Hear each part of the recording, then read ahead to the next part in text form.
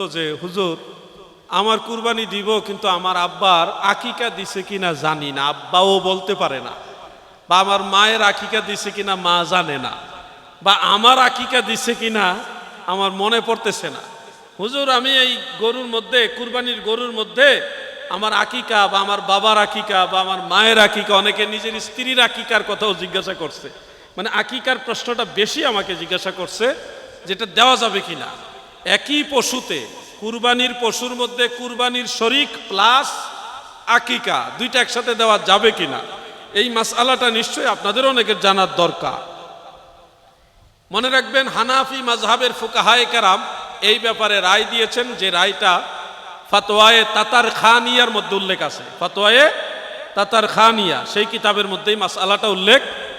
কুরবানির পশুর মধ্যে কুরবানি যেটা আপনার ওয়াজিব, এই ওয়াজিব কুরবানির শরীক বহাল রেখে, ঠিক রেখে, এরপরে যদি আপনি একই পশুর মধ্যে, সেটা গরু হোক, সেটা উট হোক, বা কুরবানির অন্য পশু যেটার মধ্যে একাধিক নাম দেওয়া যায়, এরকম পশু হোক, সেটার মধ্যে আপনি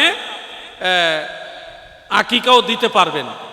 ওয়াজিব কুরবানির পাশাপাশি আকিকাও দিতে পারবেন, একই পশুতে, গরুতেও পারবেন, উটেতেও পারবেন। তবে ছাগলের মধ্যে আবার দিবেন না। ছাগল বা ভেড়া, বকরি অথবা খাসি, এটা কিন্তু একটা জাস্ট এক অংশ, একজনের পক্ষ থেকে একটা কুরবানি দেওয়া যাবে। এখানে আবার আকিকা আবার কুরবানি দুইটা একসাথে লাগাই দিয়েন না, কিন্তু আকিকা কুরবানি একসাথে চলবে গরু এবং উটের মধ্যে, গরু এবং উটের মধ্যে। এই বছর বাঙালি আমরা জাতিটা একটা আজব জাতি, ঘোড়া খাওয়া শুরু করছে। ঘোড়া খাইতে খাইতে খাইতে খাইতে এখন সান্ডা খাওয়া শুরু করছে। কি একটা মুসিবতের যুগে আছি আমরা। এই কতক্ষণ ঘোড়া খায়, কতক্ষণ সান্ডা খায়, আবার কয়দিন ফরেনি কুমির খাওয়া শুরু করে। আমি ভয় পাইতেছি, সান্ডা মনে করে আবার গুইসাপ খাইয়া অনেকে অসুস্থ হয়ে গেছে। খাওয়া বাঙালি সব খাইয়া শেষ করে ফেলে, একটা আজব জাতি। মনে রাখবেন, কুরবানির বেলায় কিন্তু আবার ঘোড়া চলবে না, ঘোড়া চলে না, ওটা আবার কুরবানি দিয়া পরে কিন্তু আমও যাইব, সালাও যাইব। ঘোড়া খাওয়া মুসলমানদের জন্য মাকরুহ, মাকরুহে তাহরিমা, এটা হানাফি মাযহাবের চূড়ান্ত রায়, এবং রাসূল করিম সাল্লাল্লাহু আলাইহি সাল্লাম নিষেধ করেছে। কিছু মূর্খ মৌলবী আছে, শুধু এক সাইডের হাদিস বলে। আরে বাবাজি, এক সময় উটের পেশাব খাওয়াও নবীজি অনুমতি দিছিল, এখন ওই হাদিস বললে হবে? পরে যে নবীজি নিষেধ করছে ওইটা তোমার দেখতে হবে না? এখন আগের হাদিস আর পরের হাদিস বুঝে না। এক সময় নবীজি বলছে কবর জিয়ারত করা যাবে না, এটা আগের হাদিস। পরে বলছে এখন থেকে কবর জিয়ারত করো, তো আগের হাদিস পরের হাদিস বুঝতে হবে না? এক সময় নবীজি বলছে 3 দিনের বেশি কুরবানির গোশত খাওয়া যাবে না, তো এটা তো আগের হাদিস। পরে নবীজি বলছে এখন থেকে যতদিন পারো খেতে পারো, এটা হলো ফাইনাল হাদিস, সর্বশেষ হাদিস। আগের হাদিস পরের হাদিস বুঝতে হবে না? এক সময় নবীজির সামনে সাহাবারা ঘোড়ার গোশত খাইছে যুদ্ধের ময়দানে, ওখানে খাবারের সংকট বা বিশেষ প্রয়োজনে খাইছে, নবীজি নিষেধ করেন নাই। পরবর্তীতে আল্লাহর হাবিব নিষেধ করছে, এখন ফাইনাল যেটা ওইটা মানতে হবে না আপনাকে। সুবিধা মতো নিজেরটা মেনে নিলেন, আর সুবিধা না হইলে মানবেন না, এই সুবিধাবাদী ধর্ম তো চলবে না। আপনাকে চূড়ান্ত শরীয়ত সম্পর্কে জেনে তারপরে মানতে হবে। কুরবানির ক্ষেত্রে স্পষ্ট মাসআলা হলো, একই পশুতে গরু অথবা উট, যেটার মধ্যে 7 শরীক বা কোনো ইমামদের মধ্যে 10 শরীকও দেওয়া যায় উটের মধ্যে, তো 7 শরীকে কুরবানি দিবেন। সেখানে ওয়াজিব কুরবানির পাশাপাশি আপনারা চাইলে আকিকাও আদায় করতে পারবেন। আকিকার সুন্নত তরিকাগুলো মনে রাখবেন। আকিকা মূলত সুন্নত। এইটা কোন দিন সুন্নত? সন্তান জন্ম হওয়ার 7ম দিন, 7ম দিবসে ওই সন্তানের মাথার চুলগুলি কেটে, কামিয়ে বা হলক করে ফেলে দিয়ে তখন আপনি নাম রাখবেন এবং আকিকা করবেন। আকিকা ওই ছেলে হইলে একটা ছেলের পক্ষে 2টা ছাগল বা খাসি দেন, বা ভেড়া বকরি যাই দিতে পারেন, 2টা, ছেলের জন্য 2টা, আর মেয়ে হইলে 1টা। যদি সামর্থ্য না থাকে, তৌফিক ভালো না থাকে, তাহলে আপনি ছেলের জন্য 1টা ছাগল আকিকা দিলেই আদায় হয়ে যাবে। এটা হলো তৌফিক না থাকলে। সামর্থ্য থাকলে আপনি ছেলের জন্য 2টা ছাগলই জবাই করবেন। এবং আকিকার গোশত সবার জন্য হালাল। কুরবানির গোশত যেমনিভাবে সবার জন্য হালাল, আকিকার গোশত তেমনিভাবে সবার জন্য হালাল। কুরবানির গোশত যেমনিভাবে কুরবানি দাতা, যিনি কুরবানি দেন, যার পক্ষ থেকে কুরবানি দেন, তিনি খেতে পারেন, ঠিক তেমনিভাবে আকিকার গোশত ওই সন্তান যার পক্ষ থেকে আকিকা দেওয়া হচ্ছে সেও খেতে পারবে, ওই সন্তানের মা বাবাও খেতে পারবে, কারো জন্য এটা হারাম না, নিষেধ না। তবে আপনি যদি মনে করেন যেহেতু এটা আমার সন্তানের একটা আকিকা, সেই হিসাবে আমি এটা খাবো না, আমি গরিব মানুষদেরকে খাওয়াই দিব, এটাই বেটার হবে আপনার জন্যে। আমি এটাই সাজেস্ট করব, মানুষের খাওয়ান, নাইলে দেখা যাইব আকিকার ছাগল জবাই কইরা সব ফ্রিজে ঢুকাইব, মানুষের খাওয়াইতো না। আমরা তো স্বভাব ভালো, তো এই জন্য আপনাদের বললো মানুষের খাওয়াই দেন, এটাই হলো আপনাদের জন্য পরামর্শ। বিষয় কি বুঝতে পারছেন? বুঝেন নাই নাকি? বুঝতে পারছেন? আকিকার গোশত এই সন্তানও খেতে পারবে, যার আকিকা দেওয়া হচ্ছে সেও খাইতে পারবে, তার মা বাবাও খেতে পারবে, পরিবারের সবাই খেতে পারবে। তার অর্থ এই না যে আকিকা নিজেরাই সব খাইবেন, বরং এই আকিকার গোশতটা সবাইকে খাওয়াই দিবেন। হুজুর আকিকা যদি না দেই তাহলে কি হবে?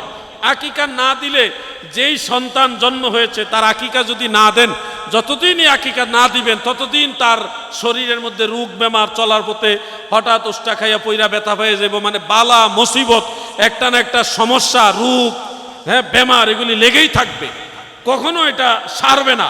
এই জন্য সন্তানের ভালো কল্যাণ নিশ্চয়ই বাবা হিসেবে আপনারা সবাই চান, চান কিনা? এই জন্য সন্তানের আকিকা যত দ্রুত সম্ভব আদায় করবেন। এটা হলো সপ্তম দিবসে আদায় করাটা হলো সুন্নত। এখন কেউ যদি অর্থ কষ্টের কারণে বা দারিদ্রতার কারণে সপ্তম দিনে আদায় করতে না পারেন, পরবর্তীতেও আপনি চাইলে আকিকা আদায় করতে পারবেন। কারণ দয়াল নবীজির নবুয়ত প্রকাশ হওয়ার পরে রসুল করিম সাল্লাল্লাহু আলাইহি সাল্লাম নিজের পক্ষ থেকে আবার আকিকা আদায় করেছেন। এটা সহিহ এবং দাঈফ দুইটা সনদে আছে।